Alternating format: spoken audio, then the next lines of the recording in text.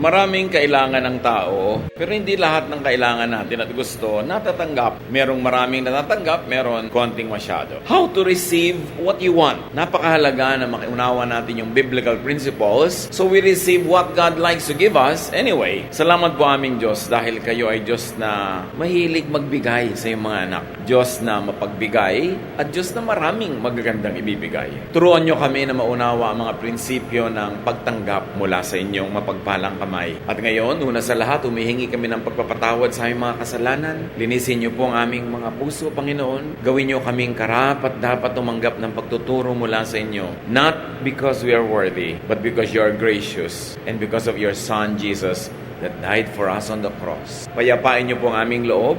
Patahimikin niyo po ang aming puso. Palakasin ang aming mga katawan. Pasiglahin kami nang matanggap namin ng buong buo ang pagpapalang nais niyong ipaunawa sa amin. Bless those who might still be on the way. And we pray, Father, that you will quiet our hearts so we will be calm and peaceful enough to hear your voice. Heal, empower, liberate, and strengthen your people. In the name of Jesus we pray. How to receive what you want. Paano nga po ba tayo tanggap ng kailangan natin at gusto na tanggapin mula sa Diyos? Matthew 21:22, if you believe, you will receive whatever you ask for in prayer. Isa sa mga makapangyarihang mga pangungusap sa New Testament, isa sa mga hindi madaling ituro. Kasi maraming mga sasalungat na hindi naman talaga marami kong pinapaniwalaan, ba't di ko natatanggap? Pero dapat maunawa dahil nandun at pangako. So how will you receive what you want? Believe. The mind attuned to God and faith moves mountains and make things happen. Pagka ang isip ay nakasang-ayon sa Diyos, nakaayon, sumusunod, nakalinya, at ito'y may kakambal pang pananalig, may nangyayari. Either by God's unilateral work, pwede namang kumilos ang Diyos na siya lang, kusa lang niya, gusto lang niya, at pagka ang ating isip ay kinalulugdan niya, hindi mahirap sa Diyos na gawin kung ano ang gusto niyang gawin para sa atin. God does not need to be assisted and to be induced and to be convinced to be good and to give us because God gives and God is good. Your faith makes God do it.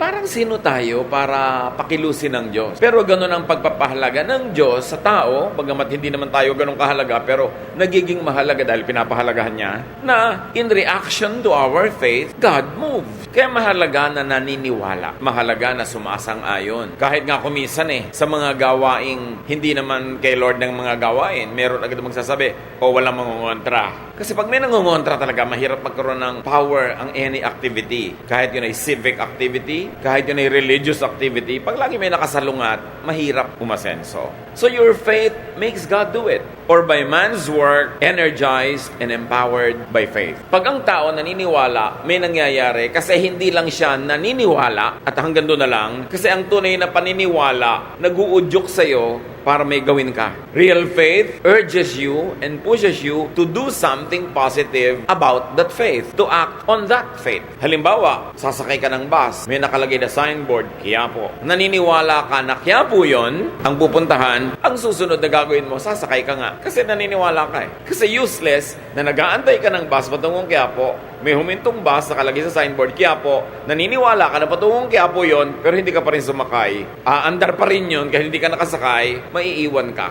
Ang tunay na faith, may kasunod na action. Sang-ayon sa kung ano ang paniniwala at kung ano ang pinaniniwalaan. And because of faith, you not only believe, but you energetically believe to the point that you are now able to achieve many great things. Pinapalakas tayo ng faith. Pinapalampas sa mga karaniwang kakayanan, pinapalakas ang ating loob, pinapalakas ang ating katawan dahil doon may na-accomplish. So, ang paniniwala, pwedeng tumanggap ka ng gusto mo galing sa Diyos dahil Diyos lang ang nagbigay, wala kang participation. O yung isang uri ng paniniwala that leads you to action, natanggap mo kasi pinagtrabahuhan mo. Kasi kumilos ka according to your faith. At ayun naman ay may nakaset na laws ang Diyos na pag ito ginawa mo, ito magiging bunga. If P, then Q, then nagtrabaho ka, nagkaalakip-lakip ang magagandang bagay, natanggap mo ang gusto mo. Mahalaga mananalig. Yung mga iba, kahit ang dali-daling gawin, pag hindi sila nananalig, wala nangyayari Sasali sila sa contest, pero wala naman silang pananalig na mananalo sila. So lamang yung performance nila, hindi talaga nananalo. Kailangan may pananalig. How else do you receive what you want? Kakambal yan sa pinag-uusapan natin kanina.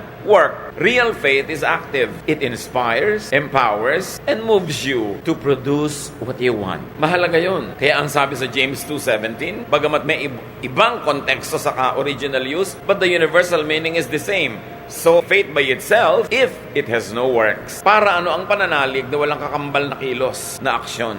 Nananalig ka, nag-graduate ka, ang kakambal na gagawin mo, mag-aaral ka. Nananalig ka na aasenso ka sa negosyo, ang kakambal na gagawin mo ngayon, mamumuhulang ka, magsisikap ka, magtatrabaho kang mabuti. Hindi pwedeng naniniwala ka lang tapos wala kang action. And 2 Timothy 1:7 says, the Spirit gives us power. At pag in-apply natin sa ating particular interest right now, if you believe the Spirit of the Lord is pleased with you and you are energized, so yung kaya mong gawin, kung hindi ka naniniwalang masyado, nadodoble ang capacity kung talagang naniniwala ka because faith empowers. Maraming na-accomplish ang paniniwala. In the combination of this, God's unilateral action and your own work have ultra-powerful and effective results. How else do you receive what you want? You ask. Matthew 7:7, Jesus speaks here, ask and it will be given to you. Seek and you will find. Knock and the door will be opened to you. Pag humihingi ka, ibibigay sa'yo. Ang pagbasa kasi ng mga matatalinghagang salita na ito, you've got to get the spirit of the sentence at hindi mo kailangan siyang extreme ang gagawin mo explanation. You mean every time I ask, I will receive? Every time I will seek, I will find? Every time I will knock, the door will be opened? I don't think that's what it means. I believe what Jesus means is this. Well, you want it, you have to ask for it. And if you want it, and you ask for it, and God likes to give it to you, you will get it. But if you want it, God wants to give it to you, but you don't ask for it, it's possible that God won't do it for you. Because there are many things that God gives us without our asking. However, there are specific things that God will not give without being asked. And the point is, we don't know when God will unilaterally, by Himself, do something, and when God wants our cooperation and participation. So para lakihan mo ang yung possibilities to get what you want, you ask, and you work, and you believe. Dinadamihan mo yung taya, dinadamihan mo yung ginagawa mo, dinadamihan mo yung tanim para lumaki ang potential na malaki ang iyong maging ani. So, hindi lahat ng pintong kinakatok ka nagbubukas. Pero walang magbubukas kundi ka muna kakatok. So, mahalaga na kumakatok, mahalagang humihingi, mahalagang naghahanap. Hindi lahat ng naghahanap nakakakita ng hinahanap. Pero, hindi mo makikita kundi ka maghahanap. And applied that way, we will understand why Jesus says that. Jesus is teaching people proactive faith. Merong kang dapat gawin. Merong ka dapat participation. But it's no guarantee na pag may ginawa ka, magkukuha mo nga yung buong gusto mo. What is guaranteed is, wala kang makukuha, wala kang gagawin. So ask through words of prayer. At dyan magaling ang maraming mga relihiyosong tao, words of prayer. That's powerful when backed up by inner faith. Bali wala yung nagpe-pray ka, pero bibiglang sa puso mo naman, wala kang conviction, mechanical lang yung pagpe-pray, bali wala. Sabi ni Jesus, don't be like the pagans. They think that they will be heard for their many words. Hindi nadadaan sa dami ng salitayan at paulit-ulit. Kailangan bukal sa puso, taos, totoo. There's another way of asking. Ask through any and every other word that is not technically a prayer word. Pwede ka kasi magsabi na ganito Lord, nawa po ang laki ng maging benta ng tindahan ko today. That is asking through prayerful words. But what happens pagka sinabi mo doon sa katulong mo sa tindahan? Ngumiti-ngiti ka naman, maligo ka para maganda ang itsura natin sa ating mga customer. Hugasan mo ang mga plato para malinis, para ganahan sila. O, kailangan maganda ang presentation natin, kailangan masarap. These are words that are not prayer. Right? But they are words that also ask God to bless you. Hindi lahat ng prayer yung merong, this I pray in the name of Jesus, Amen. Nagpe-pray tayo tuwing nagsasalita tayo. At hindi ba sabi kung ano pa nagpe-pray mo, ibibigay sa'yo? So gusto mo pala malaki yung benta mo, nagpray ka, Lord, lakihan niyo po ang aming benta ngayon. Pero may mga sinasabi ka rin na words that are not technical prayers, but words that are still heard by heaven. Words that can still be blessed by heaven. Kaya pag sinabi mo umagang-umaga, buwisit namang umaga to, sira ng araw ko, prayer yan. Parang sinabi mo sa langit, buwisitin nyo na nga po araw ko, sirain nyo na lahat. And sure enough, mangyayari. Pag sinabi mo yon, masdan mo mangyayari sa buong maghapon, sunod-sunod ang mga kung ano-anong mga mangyayari sa buhay mo. Kaya pwede na mag-pray through words of prayer. Pwede mag-pray to just any word. Halimbawa, sinabi mo, Lord, bigyan niyo po ako ng mga kaibigan. Tapos may nakasalubong ka, sinabi mo, good morning. Yung word na yon, kakambal ng prayer mo. Kasi kakampi yon nung prayer mo na magkaroon ka ng kaibigan. Pero may nag-good morning na sa'yo, hindi mo pinansin. Ano maganda sa umaga? Pero ang prayer mo kanina, magkaroon ka ng friend, kinokontra ng words mo, yung prayer mo. At dito tayo hindi mapagbantay, mga kapatid. Mapagbantay tayo sa formal prayer. Lahat ng sinasabi, iniingatan. Pagka-pray, ano mga pinagsasasabi natin? Lord, i-bless niyo po ang aming bansa. Pray tayo ng pray ng ganyan sa Luneta, sa Cuneta, Quezon Memorial Circle, puro pray for the nation. Pero araw-araw sabi, ay, peste bansa ito. Ay, nakakainis. Ay, only in the Philippines. Ano ba ng klase Pilipinas? Minumura mo yung bansa mo actually araw-araw. Tapos kunwari, nagpe-pray ka, natatalo. Dapat tayo mga Pilipino, mag-pray through our non-prayer words to bless our family, to bless our nation. Pag sinabi mo, may asawa ko, batugan yan. Prayer yun. Nagkakatotoo. Kasi sinasabi mo, and there is power in the spoken word. Why? Because we were made in God's image. Kahit tayo tao lang, kahit tayo lupa lang, hindi totoo yun. Meron tayong espiritu ng Diyos na nasa atin. Di ba? God said, let there be light. Nagka-light. God said, let there be vegetation. Nagkaroon. Ikaw, may image ka of God in you. Ibig sabihin, may power of God that is in you. Sasabihin mo, ay, pesteng buhay to. Nagkakatotoo. Ay, minalas na ang benta ko, nakita ko mukha mo. Nagkakatotoo. Kaya ang tinuturo sa atin sa Bible, bless, don't curse. Always bless. Kasi yun na matutupad. Hindi lang yun. Ask through thought. Sa palagay nyo ba, may pagkakaiba sa Diyos? Yung prayer na sinabi ng labi at yung prayer na nandito hindi sinabi ng labi, nakarating na rin sa langit yun. That's why you watch your thought. May kaharap ka, sabi mo, good morning, ang ganda-ganda ng damit mo, pero yung thought mong pangit. Kunwari lang, niniwala ka naman. Sabi ng thought mo, nagtutunggali ang inyong mga espiritu. Naglalaban kayo. Nararanasan nyo ba yon? Pareho kayong shake hands kayo, sister, good morning. Pero yung mga anino nyo talaga nagsusuntukan. Kasi yung thought nyo naglalabanan. At kahit wala siyang sinasabi mo, alam mo inis siya sa'yo. Kahit wala siya sabihin. At alam din niya, inis ka sa kanya. Kasi spiritual beings tayo, nag-uusap ang mga spirito natin. Kaya merong, hindi naman ako inaano niyan, mabigat ang loob ko sa babaeng yan. Nararamdaman niyo yon? Kasi yung mga spirito nyo nagtutunggali. Ganon din sa prayer, mga kapatid. Ang thought natin ay prayer. Pag sa halimbawa, yung thought mo puro, sana madapa ito, sana mapahiya siya, sana magkasakit siya.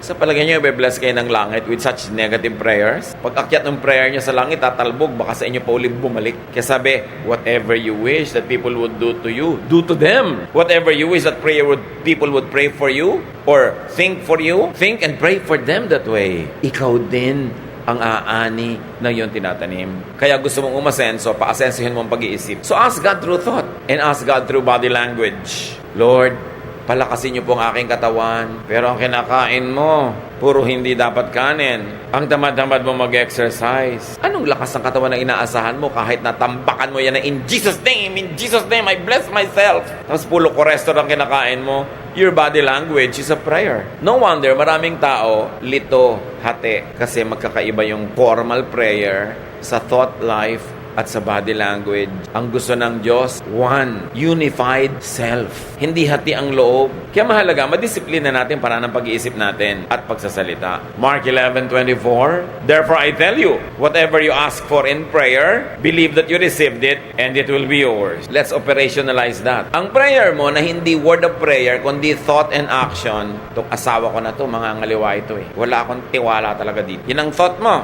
Prayer mo yun. Sabi, believe that you have received it and it will be yours. Hindi naman ako tutulungan nitong boss ko na to.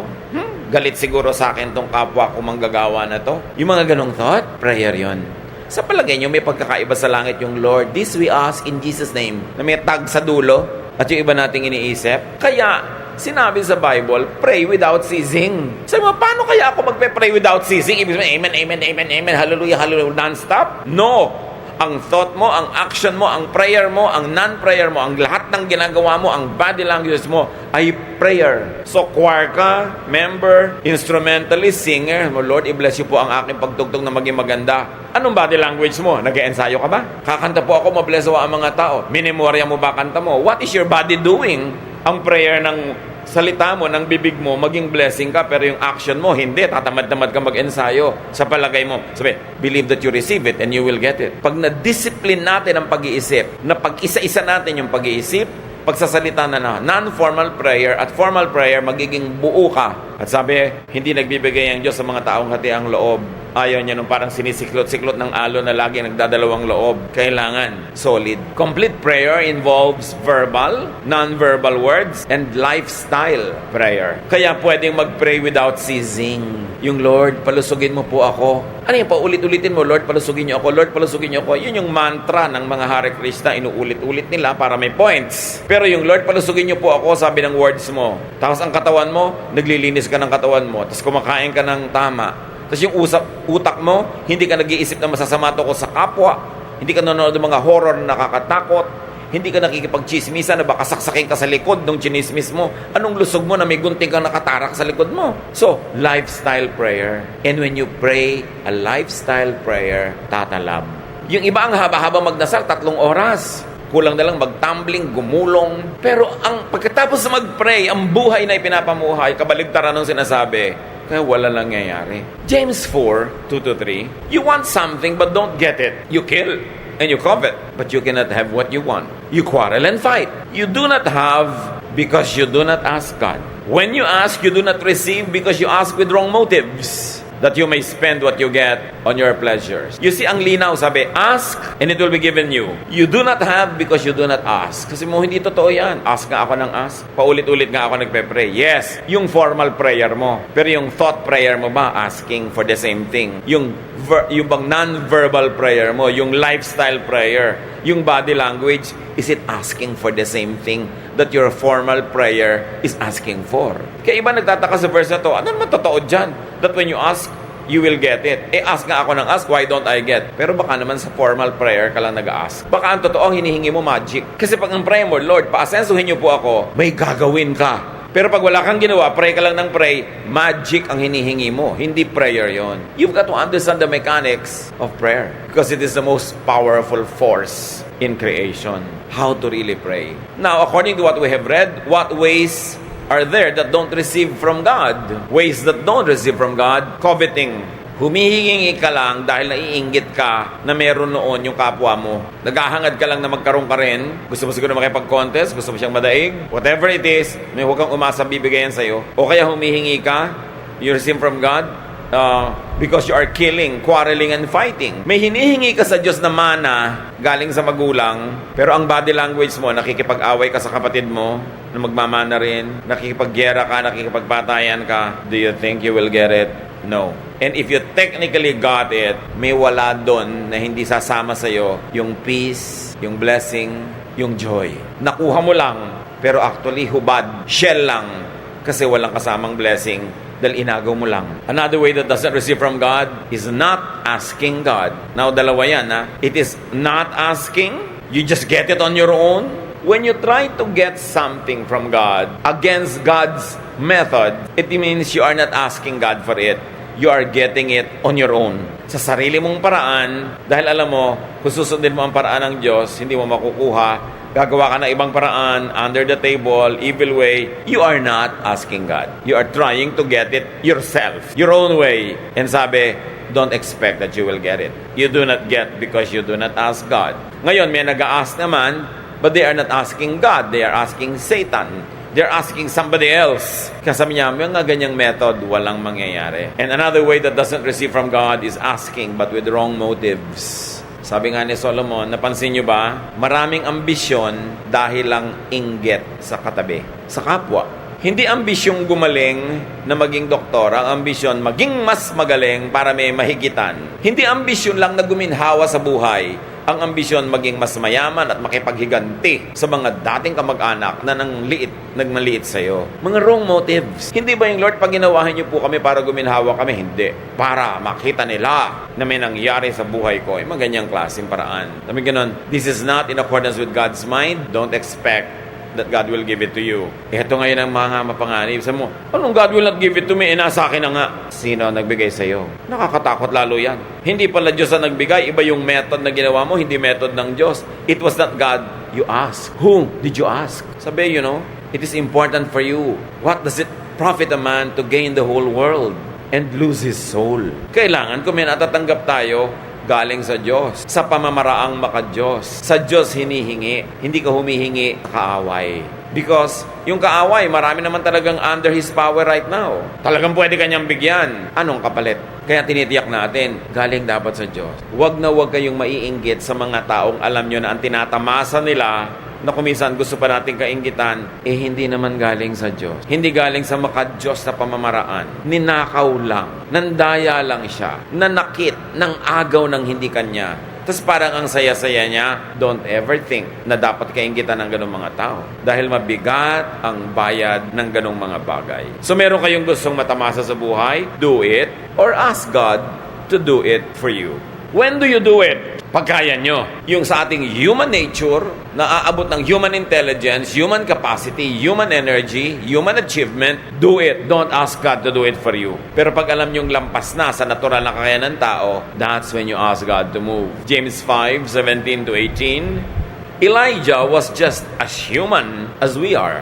And for 3.5 years, his prayers kept the rain from falling. But when he did pray for rain, it fell from the skies and made the crops grow. So niya, alam nyo si Elijah, tao lang yan tulad natin. Pero nanalangin siya na huwag umulan. 3.5 years, ni isang patak ng ulan, walang lumagpak sa lupa. At nung siya'y manalangin naman ng ulan, biglang umulan at tumubo ang mga halaman. Pagkaya mo, huwag mong ipagawa sa Diyos. May lalapit sa'yo, merong may sakit, walang papagamot. Sabi, sige, pagpe-pray kita. May pera ka sa bulsa mo, magpe-pray ka. Kaya mo yon. Huwag mong ipagawa sa Diyos. Kaya mong tulungan, ipapadala mo. Kaya sabi sa Bible, sabi ni Jesus, huwag niyong gayahin yung mga ibang mga Kristyano dyan. Mga ibang mananampalataya na may lalapit. Sabi, oh sige, I wish you well. Nawa mabusog ka. Nawa gumaling ka. Nawa guminhawa ka. Pero wala ka naman binibigay ni ano? Kaya mong sasabihin, Lord, nawa ipapasin niyo ako sa test. Anong kaya mong gawin? Mag-aral ka. Paasensuhin niyo po ang buhay ko. Anong kaya mong gawin? Magsikap ka. Huwag mong ipapagawa sa Diyos yung inilagay na niya sa iyo yung kakayahan para magawa mo mismo. Pero yung hindi mo talaga kaya, yun ang ipapasa Diyos. Tulad ng example na nakita natin, hindi naman kaya ni Elijah na pigilin ng ulan Pero dahil ang kanyang hinihingi ay ayon din naman sa kalooban ng Diyos, reasonable, dahil dapat turuan ng leksyon yung buong bayan, hiningi niyang huwag umulan, natupad. How else do you receive what you want? Be near the giver.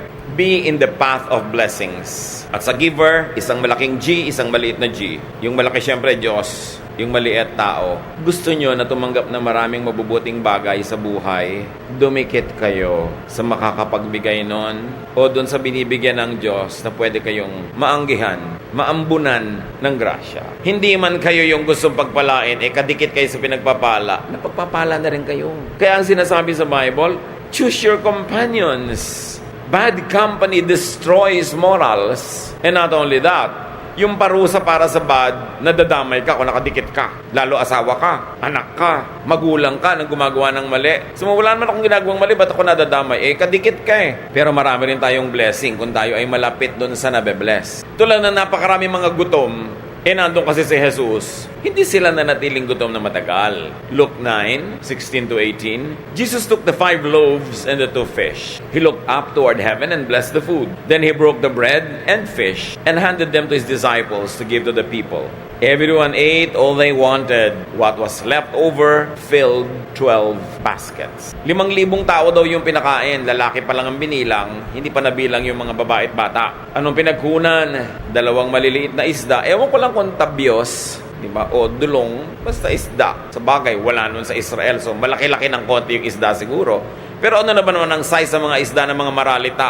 Yung nag-donate lang naman isang simpleng batang shepherd. At 5 maliliit na tinapay, napakain ng lahat. Si Jesus kasi yun Ang lesson dito mga kapatid, be in good graces. Be in the good graces of givers, of distributors. And of course, the best giver is the Lord Jesus. Pag malapit ka sa Kanya, malayo ba namang mapaghimalaan ka? Malayo ba namang mapakain ka? O malapit ka sa bine-bless Niya, malayo ba naman na pati ikaw mapakain na rin? So mahalaga to be in the path of good blessings. To be in good graces of givers. Alam niyo maraming tao, kaya gutom, kaya hikahos, kaya hirap. Yung mga pwedeng tumulong at magbigay sa kanila, ininis nila, dinala, inutangan, hindi binayaran. Matapos silang tulungan, chinisbis pa nila. Bibigyan sila, mamaya nandyan na naman sila, bibigyan sila, nandyan naman hanggang kadalaan at pinagtataguan na.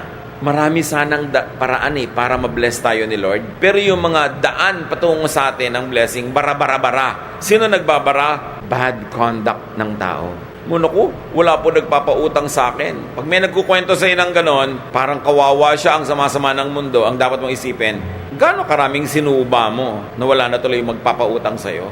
Pag kami mga dumadaing, hirap na hirap po ako. May mga kapatid naman ako, asenso yung buhay, hindi ako tinutulungan. Imbes isipin mo agad na masama yung mga kapatid, ang una mong isipin, anong ginawa mo, nakawalang hiyaan sa mga kapatid mo, at natitiis ka tuloy. Kasi pagka ang tao, hindi siya dinadatnan ng blessing, madalas, siya ang may kasalanan nun, hindi ang mundo. Kasi ang dami-daming blessing na pwedeng makarating sa atin. Ang daming pwedeng pagdaanan. Ano't walang makarating sa'yo?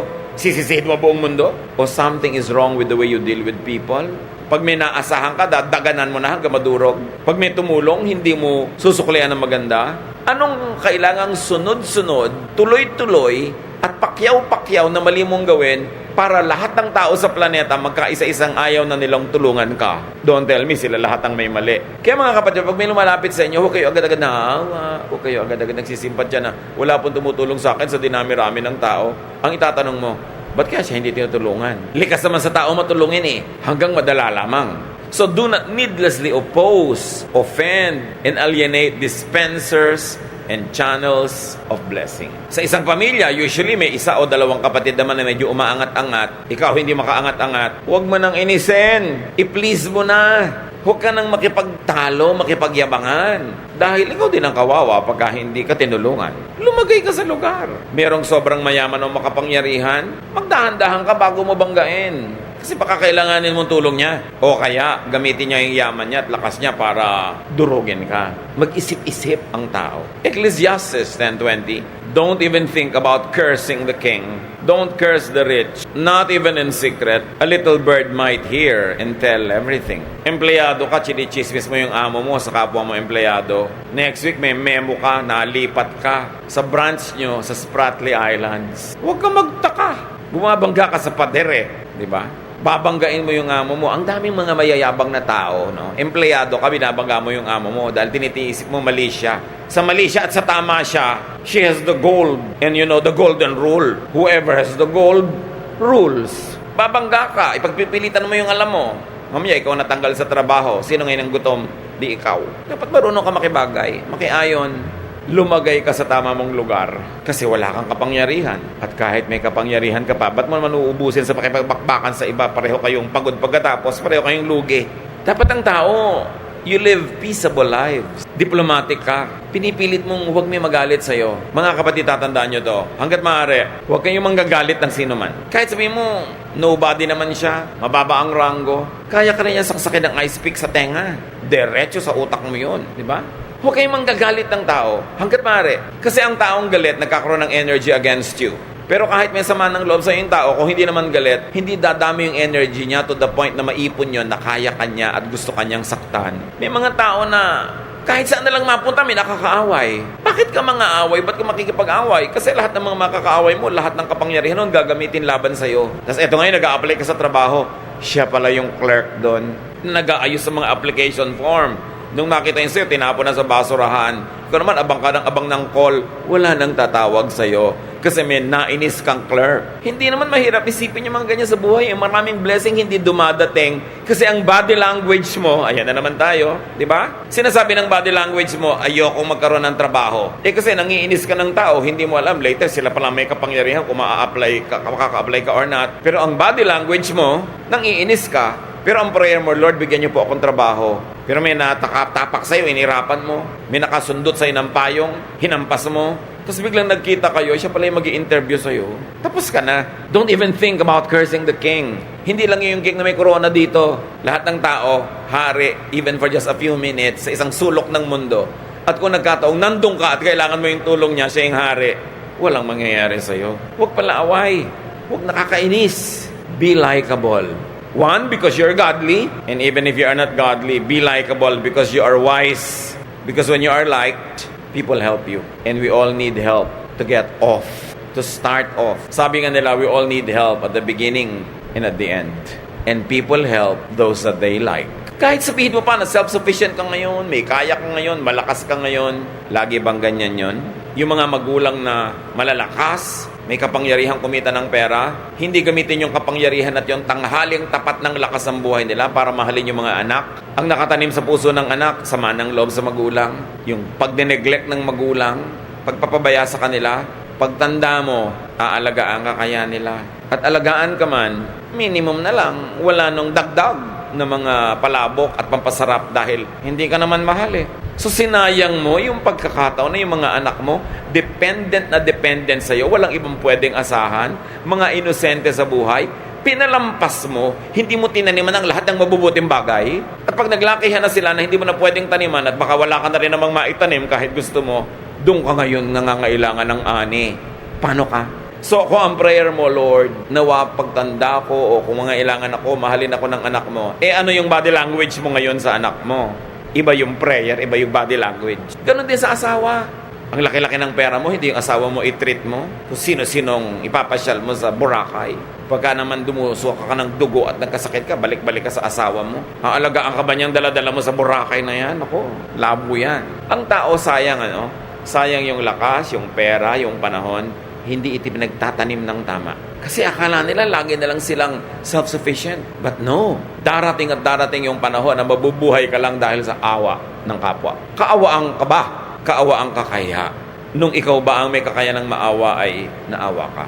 So yung prayer, hindi lang salita. Gawa, isip. Pag naglakip-lakip, natutupad. Don't make enemies. Kahit walang kwentang posisyon niya ngayon, kahit mahina siya ngayon, gumugulong ang buhay, yung mga dating nasa ilalim na pinalagay sa ibabaw. Sabi mo, ba't naman po ako hindi na napaibabaw? Baka putik ka talaga, nandun ka lang sa ilalim, hindi ka gulong. Kasi kung gulong, dapat gumulong ka eh. Ba't hindi gumugulong ang buhay mo? May problema ka nun. Huwag mong sisihin ang mundo. Huwag mong sisihin ang planeta, ang mga anghel, ang mga Kastila at Hapon.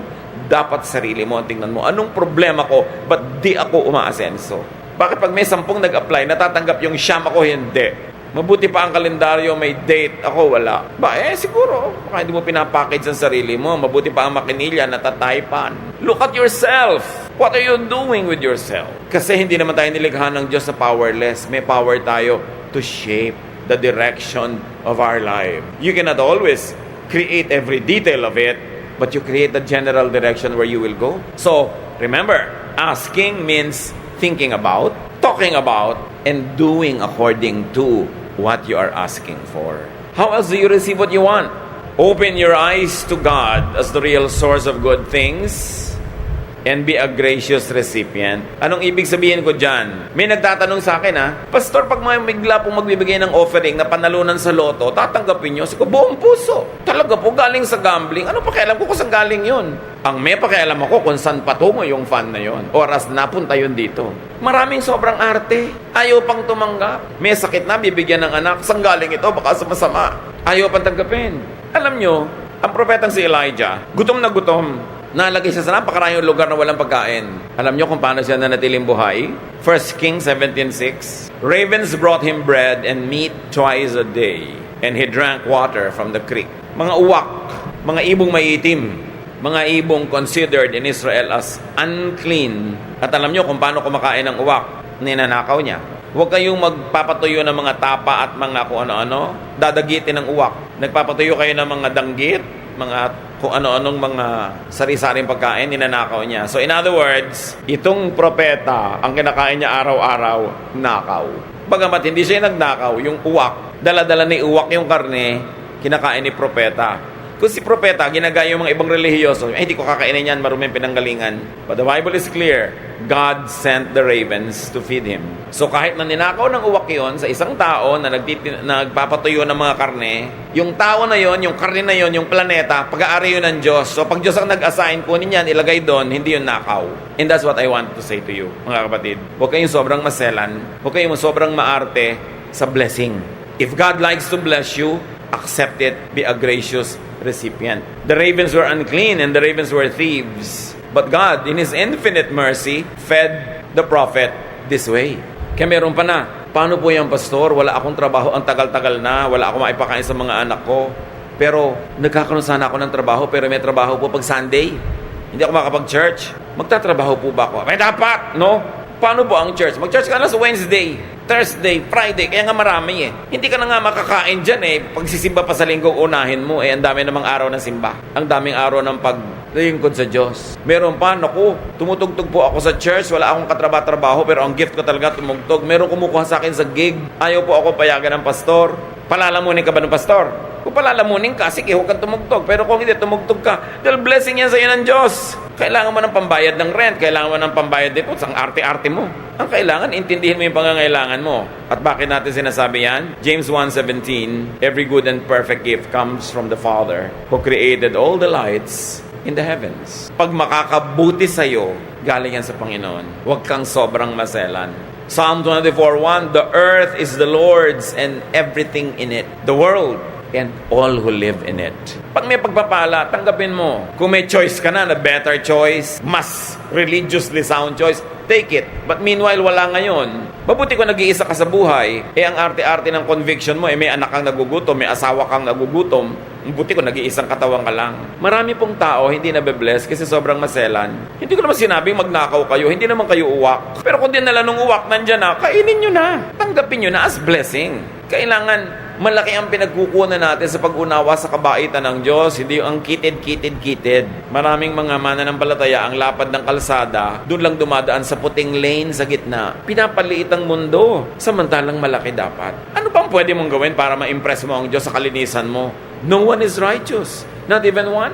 So when God wants to bless you, be a gracious recipient. Apply this in your life and receive what you want. But remember, you do not have because you do not ask. And to ask is not only to say it with your word, but to think about it, to work on it, and to be faithful to it every waking moment and sleeping moment of your life. And when you do the best, according to God's will, and because God is gracious, there is no doubt that God will give you what you want. Hindi ipaghihirap ng Diyos na bigyan ka. Hindi ka bawasan sa Kanya dahil lilipat lang from one place to another. Yung pera lilipat lang from this to your bulsa. Do you think may mawawala sa Diyos doon? So hindi Diyos ang nagdadamot. Kailangan ang reviewin natin, style natin sa buhay. Ama namin sa langit, turuan mo kami na kilalanin ang kabutihan, kabaitan nyo. Huwag yung parang naglilinis-linis ang kaming, higit pa kaming malinis sa inyo. Turuan nyo kami, Lord, na tumanggap ng kailangan namin. Makilala ang iba't ibang panahon ng buhay na mayroong emergency, may time of plenty, may time of